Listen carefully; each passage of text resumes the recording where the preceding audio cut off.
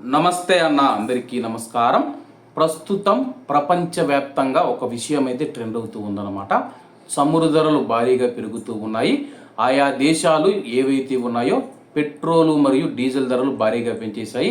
ఇండియాలో పెరిగిన విషయం అందరికీ తెలిసిందే. ఇండియా కావచ్చు, శ్రీలంక కావచ్చు, బంగ్లాదేశ్ కావచ్చు, పాకిస్తాన్ కావచ్చు, ప్రపంచవ్యాప్తంగా అయితే పెట్రోల్ ధరలు పెరిగాయి అనమాట.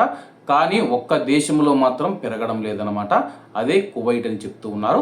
తాజా నివేదిక ప్రకారం ప్రస్తుతం మార్కెట్ హెచ్చుతగ్గులకు దూరంగా ఇంధన ధరలను స్థిరీకరించే ప్రభుత్వ విధానం కారణంగా కువైట్ ప్రపంచవ్యాప్తంగా అత్యల్ప పెట్రోల్ ధరలు కలిగిన దేశాలలో తన యొక్క స్థానాన్ని నిలుపుకుంది.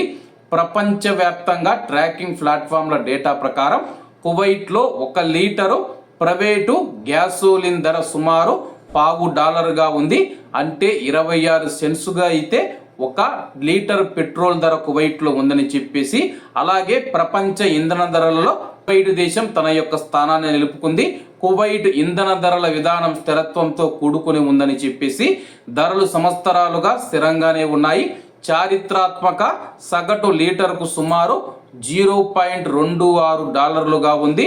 కువైట్లో చారిత్రాత్మకంగా అత్యల్ప పెట్రోలు ధర 1998లో లీటర్కు $0.17 ఉందని చెప్పేసి తెలిపారన్నమాట.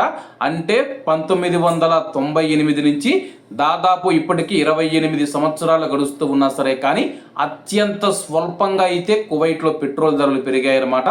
అలాగే తక్కువ మరియు స్థిరమైన ధరలకు పెట్రోలు అందించే తన విధానానికి కువైట్ ప్రభుత్వం ప్రధానంగా దేశ చమురు ఎగుమతుల ద్వారా వచ్చే ఆదాయం నుంచి నిధులను సమకూరుస్తూ ఉంది. అంటే కువైట్లోని కువైటీ ప్రజలకు మరియు ప్రవాసులకు పెట్రోలుకు సంబంధించి సబ్సిడీ ఇస్తూ ఉందని చెప్పేసి తెలిపిందనమాట. కాబట్టి ప్రస్తుతం కువైట్ దేశం ప్రపంచంలోనే అత్యల్పంగా ప్రజలకు అందించే దేశాల జాబితాలో తన యొక్క స్థానాన్ని నిలుపుకుంది. కాబట్టి అందరూ బాగుండాలి, అందులో మనం ఉండాలి. అందరికీ నమస్తే అన్న, జై హింద్.